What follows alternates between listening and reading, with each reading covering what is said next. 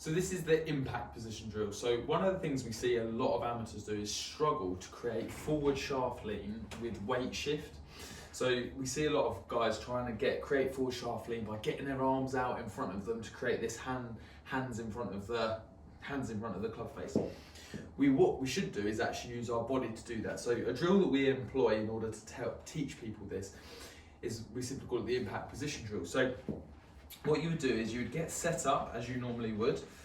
You can do this with any iron. So we're going to get set up. The first thing that we're going to do is going to really make sure that we're going to keep our shoulders or like our armpits closed in here. Okay, so what we don't want to see is start to get disconnected. So we're going to get into here. So next piece of the puzzle is we're going to shift our weight toward the target. Okay, so straight away the club stays on the ground, and you can see just by me shifting the weight towards the target, I start to get my hands in front of the golf ball. From here now, we then start to rotate our hips, which again increases that shaft lean. Now this is really extreme, but this is what we're trying to do with the drill. So we'd get into this and we'd reference what this feels like. From here, we would then just make a nice little swing with the view that we're going to try and get back into that impact position.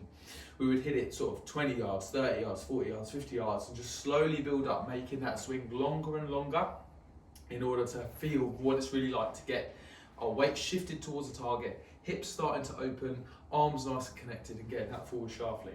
Now, if you have a launch monitor, so we use GC Quad here, if you've got a launch monitor, use the dynamic loft to give you an idea of if you're actually achieving this. So we see the boys on tour and the girls on tour, they actually take whatever static loft is on the club and they reduce it by up to about 10 degrees.